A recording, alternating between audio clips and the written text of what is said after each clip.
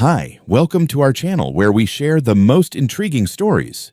When Zach Griffin planted a simple no trespassing sign on his land, he didn't expect to spark a war. But when an HOA queenpin, fake surveys, midnight intrusions, and legal chaos erupt, one man must defend his forest with facts, drones, and sheer grit. This is no neighborly dispute, it's war. There's something oddly satisfying about planting a sign.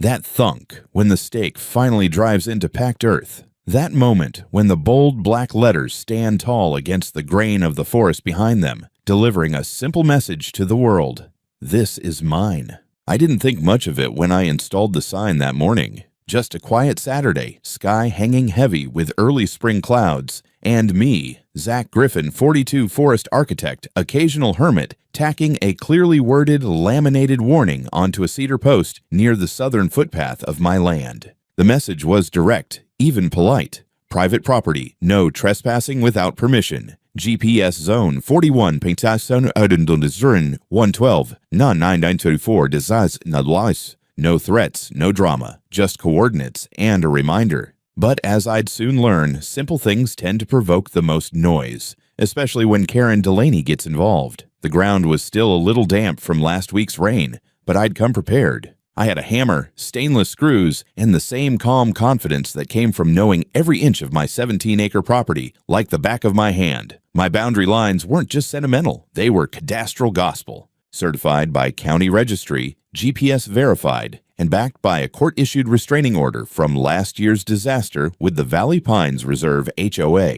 A restraining order, mind you, that explicitly barred Karen and her board from coming within 50 feet of my land. You'd think that would be enough, but you've never met Karen. By evening, the sign stood clean and sharp at the edge of a worn trail, maybe 20 feet from the HOA's border. That trail used to be an old mule line, now half overgrown and barely noticeable unless you were deliberately looking. Last year, Karen had mistakenly tried to turn it into a pedestrian path for HOA residents without asking. That mess ended with lawyers, affidavits, drone footage, and a very expensive loss for Valley Pines. Since then, I figured things had cooled. I figured wrong. The next morning, I was pulling tarps off my workbench near the west shed when I heard tires on gravel. Not the slow roll of a delivery truck or the bounce of someone lost. This was deliberate. A deep-chested V8 crawling up the road like it had something to prove. I rounded the corner of the barn and froze. Sheriff's vehicle. Blacked-out Tahoe. 2 deputies in the front, and in the back seat, leaning forward like a queen arriving at Versailles, was none other than Karen Delaney herself. Beige cashmere cardigan, giant sunglasses, and that smug little grin that made my knuckles tighten involuntarily. The driver stepped out first, adjusting his belt. Late 40s, stocky, wore his authority like a badge he'd polish with toothpaste. "Mr. Griffin," he called. "Yeah, morning," I said slowly, already on guard. "We received a 911 call yesterday afternoon. Caller reported that a male subject, fitting your description, unlawfully posted a no trespassing sign on community land belonging to the Valley Pines HOA. She also reported that the subject acted aggressively and may have threatened residents." The words took a second to settle. I blinked, then let out a short, humorless laugh. "Aggressively posted a sign? You serious?" The other deputy had stepped out by now, and Karen rolled her window halfway down, waving her phone like a proud snitch. I didn't respond to her. Instead, I reached into the side pocket of my field jacket and pulled out the folder I now carried for moments exactly like this. Inside, laminated copies of the restraining order, the county's 2021 cadastral map, and a high-resolution satellite image with my GPS coordinates overlaid. I handed it to the first deputy. "Signs at these coordinates," I said. Clearly within my boundary, less than 20 feet from the midpoint marker. I double-checked it myself. "You'll see the survey markers still intact." He flipped through the document slowly. The other deputy wandered toward the road, glancing over the tree line like he might spot a disputed tree if he stared hard enough. Karen's voice chimed in from the vehicle. "He's lying. That whole area has always been community access. Look at how close it is to the HOA trail. It's right on the line." The first deputy frowned, handing back the folder. "You got a problem with me photographing the sign, Mr. Griffin?" "Not unless you plan to trespass to do it," I said evenly. "But I'll escort you down. You'll see the county stake just 2 feet east of the post." He didn't argue. Instead, he nodded to the second deputy, and the two of them followed me through the trees. Karen didn't get out of the car. I led them 50 yards down the path until the sign came into view. It stood exactly where I left it. Untouched, clean, no dramatic scene, just a cedar post and some printed plastic mounted with stainless steel screws. 2 feet east of the post sat the rebar stake with a bright pink flag. "County boundary, do not remove." The lead deputy scratched his head. You sure this GPS is accurate?" I gave him a look. "I'm a forest architect, not a TikTok hiker. My GPS is military grade. I mapped this line after last year's trial. You want the raw drone data? I'll email it." He didn't answer. Instead, he snapped photos of the post, the stake, the general area, more than seemed necessary, really. Then he took a wide shot that included my house in the background. "What's that for?" I asked, tension creeping in. "Standard documentation," he replied, though he didn't sound convinced. By the time we returned to the Tahoe, Karen was scrolling through her phone like she was already writing her next email to the county commissioner. I thanked the deputies through gritted teeth, and they left without further incident. But the way they lingered, the way they took their time, it didn't sit right. Something told me this wasn't over, and I was absolutely right. A week after the Tahoe incident, just when I thought the dust had settled, I received a letter from the Box Elder County Sheriff's Office. It arrived by certified mail, thick and heavy, like bad news wrapped in bureaucracy. The envelope even smelled official. Paper, toner, and that faint whiff of someone trying very hard to make your life difficult. I cracked it open at the kitchen counter with a knife and a sigh, already bracing myself. And sure enough, there it was, dressed up in deputy-grade legalese. A notice of temporary property restriction citing an ongoing investigation into unlawful signage and improper boundary marking in proximity to Valley Pines Reserve HOA. I had to read it twice. The letter informed me that due to a formal complaint and attached survey documents, my southern property boundary was now under review by the county assessor's office. Until the investigation was complete, I was barred from making any modifications. No fence maintenance, no tree removal, no additional signage, within a 20-foot buffer of the contested edge. The phrase they used was moratorium on activity, which sounds a hell of a lot more civilized than "we're freezing your land based on someone else's fantasy." Attached to the complaint was a document labeled Independent Geodetic Assessment, signed by someone claiming to be a licensed boundary surveyor. At the bottom was a firm name I'd never heard of, and the watermark read, "Updated April 1983. I nearly choked on my coffee. 1983. That map was older than my beard. And they were using it to question a boundary that had been updated and digitally validated as recently as 2 years ago. But what really made my jaw tighten wasn't the date. It was the signature. I cross-referenced it immediately, flipping open my laptop and diving into the Utah Professional Licensing System. The name didn't come up. Not under surveyors, not under engineers. Hell, not even under dog groomers. But what did show up was a disciplinary record. License revoked in 2018. Permanent ban from certifying legal land surveys due to fraudulent boundary submissions and falsified field logs. In other words, a ghost. I forwarded everything to my attorney, Claire Bateman, with a 2-word subject line. "They're back." Claire responded within 20 minutes, and she wasn't gentle. "This is a coordinated hit," she wrote. "Karen's testing the system. Again. The key difference, this time she's using false documentation and someone with a revoked license. That's criminal, but we'll need proof of coordination. Start logging everything. Time, date, contact points, and lock down your perimeter." I was already ahead of her. That afternoon, I installed a full grid of wireless trail cams around the disputed southern corridor, 4 total motion triggered, streaming directly to a private cloud. I also deployed my drone, a little monster with GPS mapping and night vision, and set it to patrol mode. Every 6 hours, it would loop the boundary line, capturing any changes to foliage, markers, or unauthorized activity. The next day, I drove to the county office myself. The clerk behind the glass partition gave me a tired look when I asked to view my parcel file, but her tone changed the moment I mentioned the complaint. She fetched a thick manila folder labeled Griffin Zach, Valley Pines Adjacency. Inside were my filings, past surveys, restraining order papers, and the new addition, a printed email from Karen Delaney, time-stamped 3 days after the police visit. The subject line read, "Urgent signage and encroachment threat." She'd written to the county assessor directly, claiming she had reason to believe Mr. Griffin was attempting to encroach beyond the previously disputed tree line, and attached the fraudulent assessment as supporting expert evidence. She also made a point of saying the area should remain open to HOA ecological use, whatever the hell that meant. I asked the clerk who had approved the hold order on my property. She pointed to a name I recognized from a different context, Deputy Eric Mallory, the same man who had taken photographs during the police visit. The same man who stood unusually close to Karen's SUV that day. The same man who, according to a quick public records search, was married to Karen Delaney's sister. There it was. Neat little bow. I left the office with a copy of the complaint, the fraudulent survey, and the printed email. Claire filed a formal objection with the county within 24 hours and attached a notarized declaration from a certified surveyor I had worked with in the past, affirming the accuracy of my existing boundary. But she warned me the process could drag. "Karen's not trying to win," Claire said during our call. "She's trying to exhaust you. This isn't legal strategy. It's siege warfare.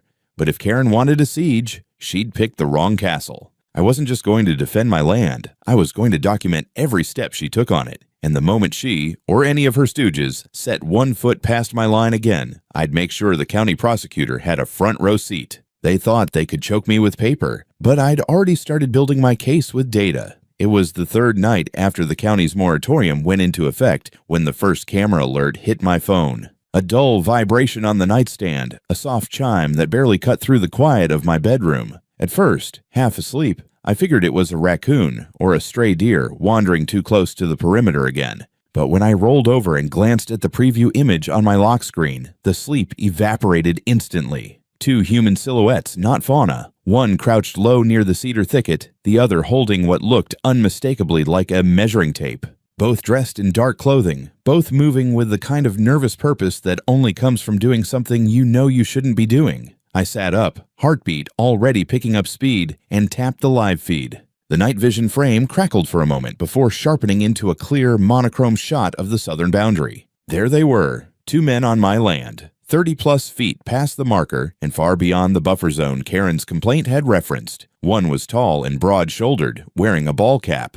The other was smaller, hunched slightly, holding a tablet that kept flickering blue-white as he swiped back and forth. They had no flashlights, relying solely on the faint glow of the tablet screen and whatever night vision tech they must have had on their own devices. I didn't call out, didn't make a sound. Instead, I quietly slipped out of bed, grabbed my boots, and pulled on a jacket. The last thing I needed was them spotting me and bolting before the cameras captured what I needed. My adrenaline wasn't the jittery kind. It was cold, focused, the kind I'd felt last year when the HOA tried driving a gravel path straight into my pines. This wasn't panic. This was calculation. I grabbed my drone controller, stepped onto the back porch, and sent the drone straight into the air with a quiet whir. Its night vision mode clicked in as it rose, and within seconds, I had a second angle showing the same two intruders from above. The tall one took out a small LED marker, pressed a button, and dropped it on the ground. The other held up the tablet and said, in a voice just loud enough to carry through the mic, "Mark it here, 7 feet from the last marker. Hurry up, before he wakes up." 7 feet. That number wasn't random. It was the exact measurement Karen had thrown around in her earlier emails. The same false claim she had been peddling in her complaint. These guys weren't hunters, hikers, or bored teenagers. They were here to fabricate evidence, to create a false trail that, if discovered by a county inspector the next day, would miraculously support the HOA's claims. I zoomed the drone in closer. The tablet screen reflected their positions, showing a crude map, one I recognized immediately, the outdated, ancient, laughably useless 1983 survey. They were overlaying that fossil onto modern land coordinates, like they were performing some sort of archaeological ritual. Then the camera mic caught the smaller man whisper, "This doesn't match up. The line's off. We're nearly 40 feet in." "Doesn't matter," the tall one snapped. "She just needs enough footage to look like a violation. Mark it and move." She. Not Karen, just she. Like they were talking about some crime boss or cult matriarch orchestrating things from a throne made of HOA newsletters. They continued fumbling with their instruments, placing a second LED marker and pulling a measuring tape taut in the wrong direction entirely. One of them kicked a mound of pine needles, maybe trying to uncover a stake, maybe trying to bury one. Either way, it was an amateur hour performance, but a dangerous one. Stupidity combined with intent is still a threat. Satisfied with the footage I'd gathered, I stayed silent in the shadows until they finally slinked back toward the HOA side, climbing over a sagging section of the wire fence that had been there since before either development existed. The moment they were gone, I saved all the recordings to 3 separate cloud drives and exported the audio clip where they mentioned "while he's asleep." That line alone was better than any smoking gun. By the time I called Claire, the drone was already on its charging dock. She answered on the second ring, voice groggy.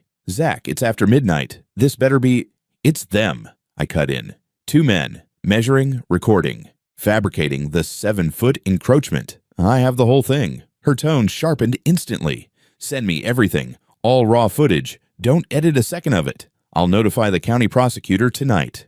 This qualifies as criminal trespass and evidence tampering. I could hear her typing furiously through the phone. "Zach, listen carefully," she said. "Do not confront them. Do not post the footage yet. The prosecutor needs to obtain warrants before this becomes public." I promised her I'd keep quiet, for now. The next morning, before I'd even finished my oatmeal, a notification popped up on my phone. New post in Valley Pines neighborhood forum. I didn't have to guess who the author was. The preview text was enough. "Victory HOA has confirmed Mr.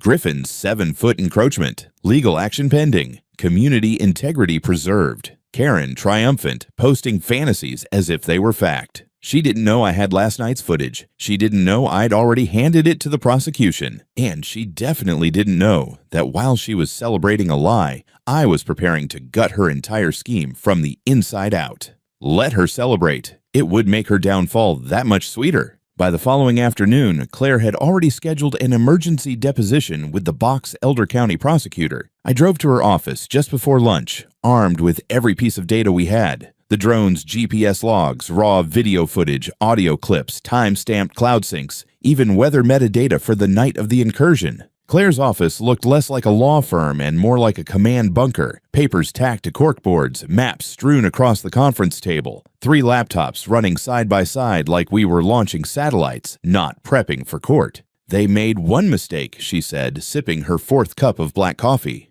"Well, several, but this one's golden. They used a revoked license as the basis for a county freeze. That's civil fraud and administrative misconduct. But the moment they stepped onto your land, especially after a restraining order, that's a felony." She'd already drafted the formal complaint, a multi-pronged legal offensive that included a cease and desist for Karen personally, a motion to immediately lift the work moratorium, and a counterclaim for malicious interference with registered land rights. But it didn't stop there. "They're counting on ambiguity," she said. "That's the HOA's entire weapon. Muddy the lines, overwhelm the county office with conflicting claims, and hope you'll back down. But ambiguity dies in the face of facts."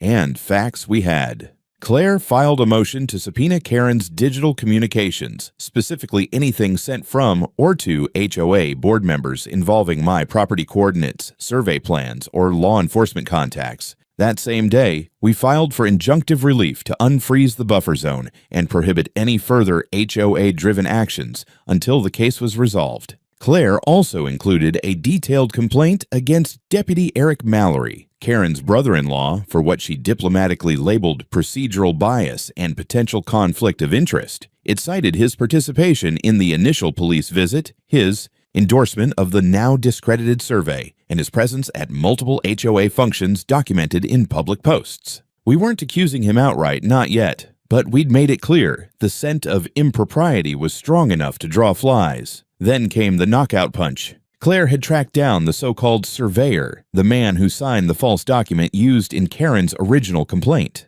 His name was listed as Don Haskins, a name that showed up in a disciplinary registry for fraudulent land assessments in Nevada and Utah. A year prior, he had been fined and permanently stripped of his license. Claire's private investigator found him living in a converted RV outside Ogden, offering property consultations on Craigslist under a different name. When confronted, he folded faster than a bad poker hand. signed a sworn statement admitting he'd been paid under the table to produce a legacy-style boundary assessment for community clarification purposes. He named Karen directly, said she provided him with the 1983 map, and urged him to leave the date and license number as they were for credibility. He kept the payment receipt, cash, $3,000 in a manila envelope.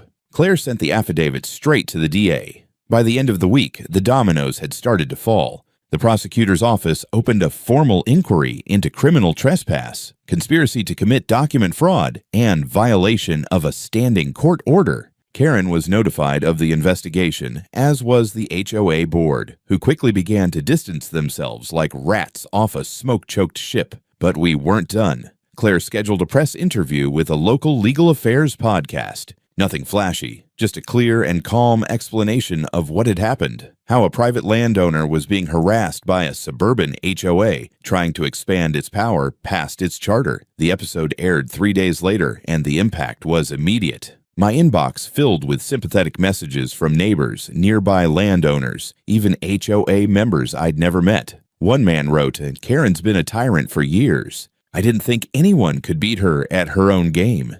The court date was set for 2 weeks out.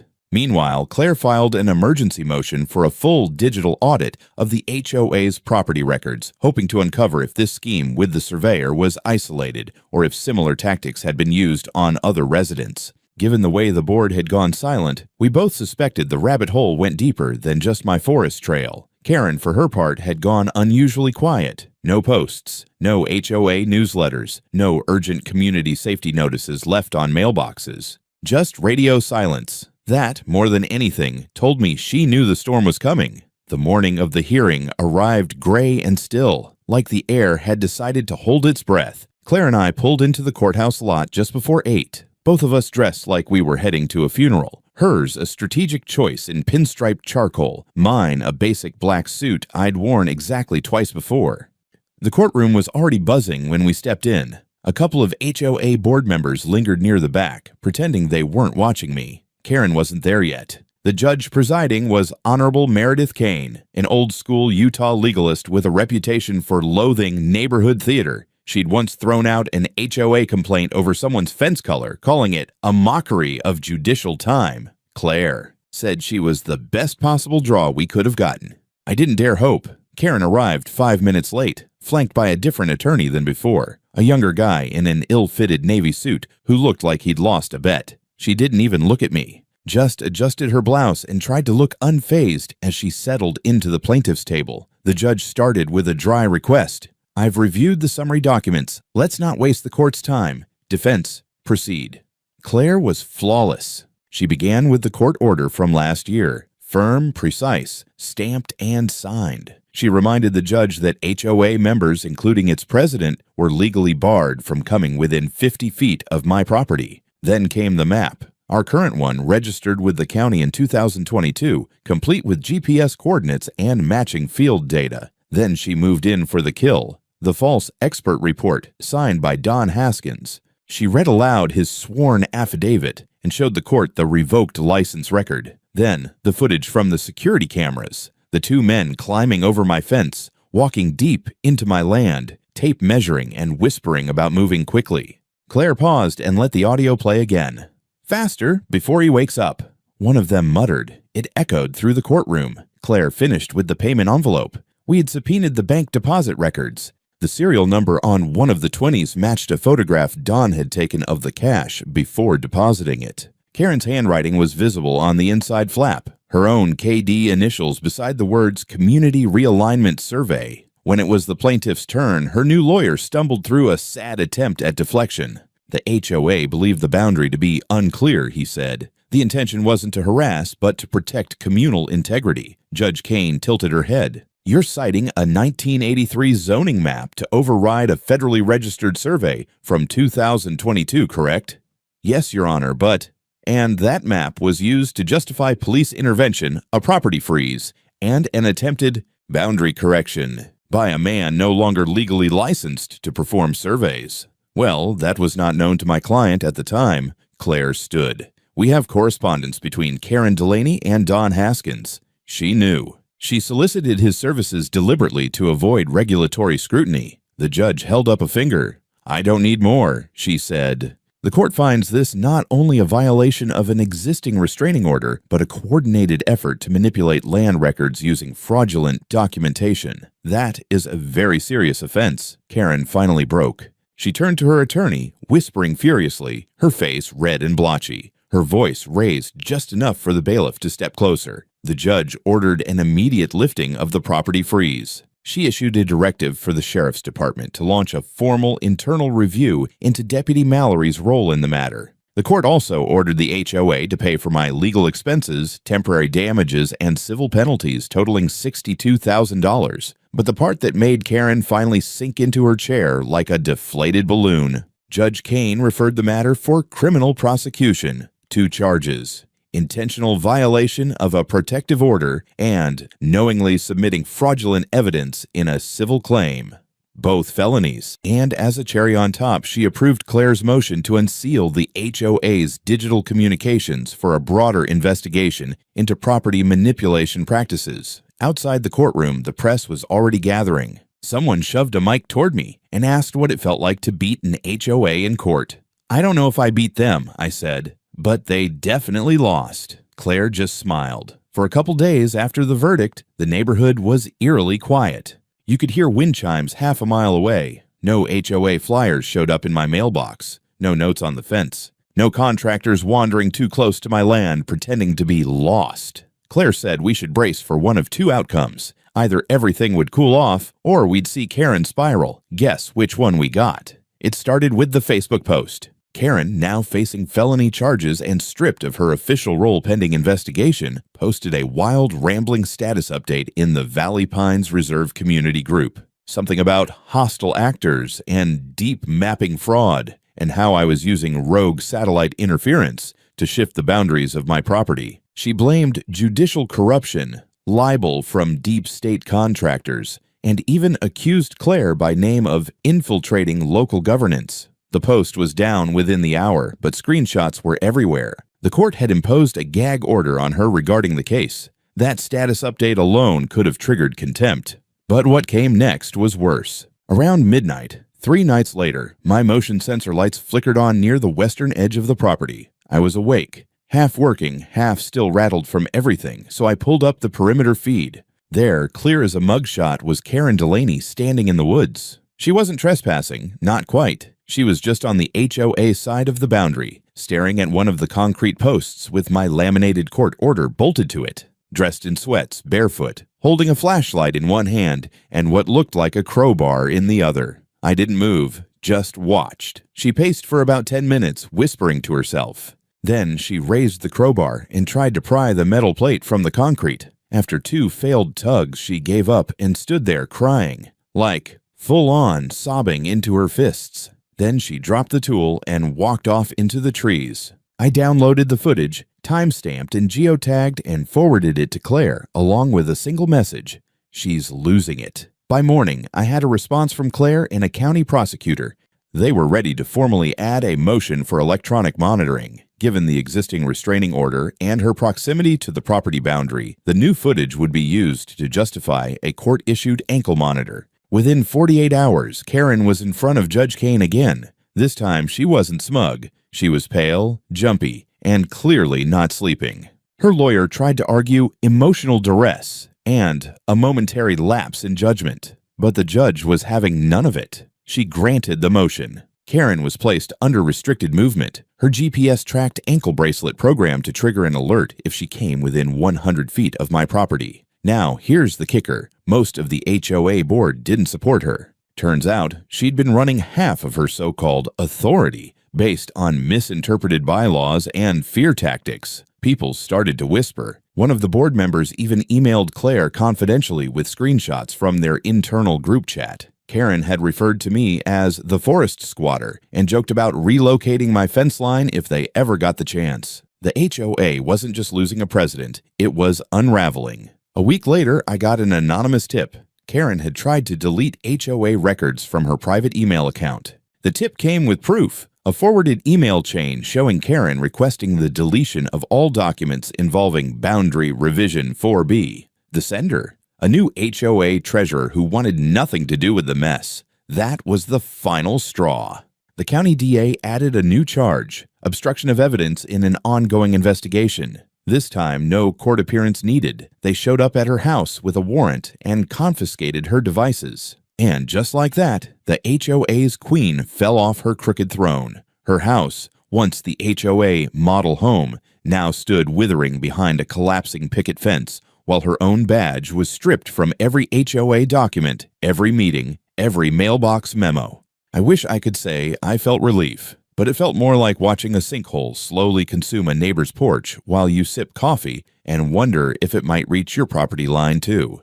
You'd think, after an ankle monitor, a court loss, and a federal violation of a restraining order, someone like Karen would quietly back down. But Karen Delaney wasn't wired for defeat. She was wired like a garage outlet spliced into a dishwasher line, always one spark from blowing the entire system. 2 days after her devices were seized, I got a call from a state investigator named Felton Parks. He sounded calm, but he asked very specific questions.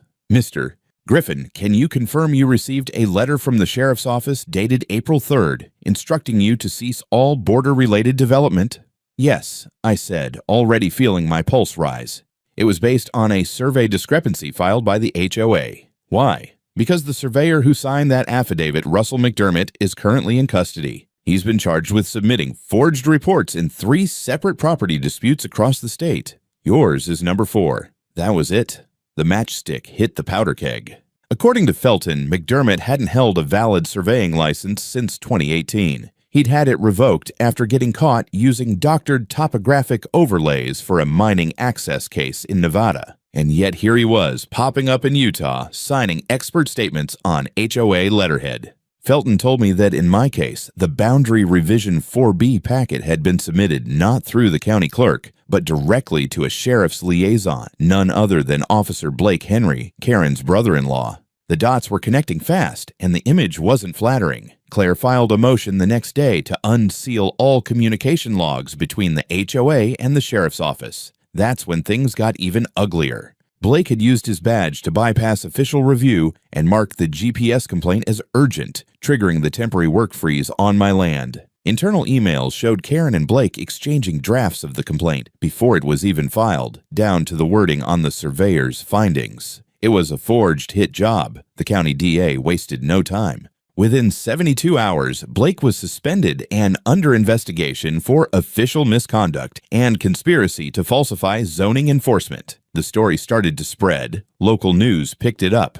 A quiet civil engineer defending his property against a fraudulent HOA president and her rogue allies. It made for a damn good headline. Reporters called. Trucks with logos started parking near Valley Pines Gate. I kept my head down, but the neighborhood was buzzing like a kicked hornet's nest. HOA members began resigning one by one, first the secretary, then 2 committee heads. I overheard a conversation in the general store, someone saying their dues had doubled in the past year and that Karen had pushed through emergency landscaping assessments without any proper vote. Turns out she'd been using HOA funds to hire legal consultants and surveyors, none of whom were properly vetted or licensed. Claire forwarded me a full audit request form. We filed it immediately. The county opened a financial probe into HOA expenditures. That was the death knell. In less than a week, Valley Pines Reserve wasn't a polished community with organized bylaws. It was a rogue operation hemorrhaging authority, losing members, and now under state and county review. My mailbox, once flooded with warnings and passive-aggressive HOA newsletters, now held only silence. But I wasn't done. I wanted every inch of this land secured, every inch backed by law, GPS, and cement. Because if you leave even a crack in your perimeter, people like Karen will crawl through it with forged maps and Facebook manifestos. So I ordered something special, a new sign, cast aluminum, bolted to a post sunk 3 feet deep in concrete. The top read, United States GEO Protected Landmark, per federal court order. Below it, laminated copies of the ruling, the restraining order, and GPS coordinates engraved in steel. And for good measure, I added a weatherproof QR code that linked to the court case record. It wasn't just a warning, it was a wall made of truth. I stood at the edge of my land as dawn broke, watching the light crawl across the mossy undergrowth, the steel post gleaming in the early sun. The new sign looked like it belonged to a military installation, formal, immovable, and completely unmissable. It wasn't just a warning anymore, it was a statement. 3 weeks had passed since the fallout, and the aftershocks were still shaking the HOA like a cracked foundation. Karen Delaney was sentenced to 12 months probation and slapped with a $25,000 fine for filing a false police report, violating a restraining order, and orchestrating fraudulent property claims. She was also court-ordered to deliver a formal apology to me, on paper and in front of the community. She showed up to the emergency HOA meeting in a beige pantsuit, eyes hollow, face pale. When her turn came, she read a statement through clenched teeth, her voice trembling with rage or shame. I couldn't tell which. I apologized to Mr. Zachary Griffin for my actions, which led to unfounded accusations, false boundary claims, and unwarranted legal disruption. Someone in the back muttered, "Took her long enough." I didn't clap. I didn't smile. I just stood there and watched the last ember of her authority flicker out. Then came the civil judgment. The court ordered Valley Pines Reserve HOA to pay me $62,000 to cover legal fees, court costs, and compensatory damages. Their community fund was already bleeding from bad contracts and rushed legal hires. This was the final cut. Blake Henry, Karen's brother-in-law, was dismissed from the sheriff's department after the internal affairs report confirmed he had abused his position and colluded in a private zoning complaint without proper protocol. No criminal charges yet, but he won't be wearing a badge again anytime soon. The so-called surveyor, McDermott, wasn't so lucky. He pled out after evidence surfaced of multiple forged expert statements filed across county lines. He was sentenced to 2.5 years for falsifying official records and impersonating a licensed professional. That's time in an actual cell, not a gated community. The HOA board tried to hold a vote to replace Karen, but most members had already fled the sinking ship. Several residents petitioned the county to dissolve the HOA entirely. Last I heard, the proposal was under review, and 3 separate homeowners filed suits of their own, citing misused funds and coerced compliance. Valley Pines went quiet. No more newsletter threats. No more Facebook grandstanding.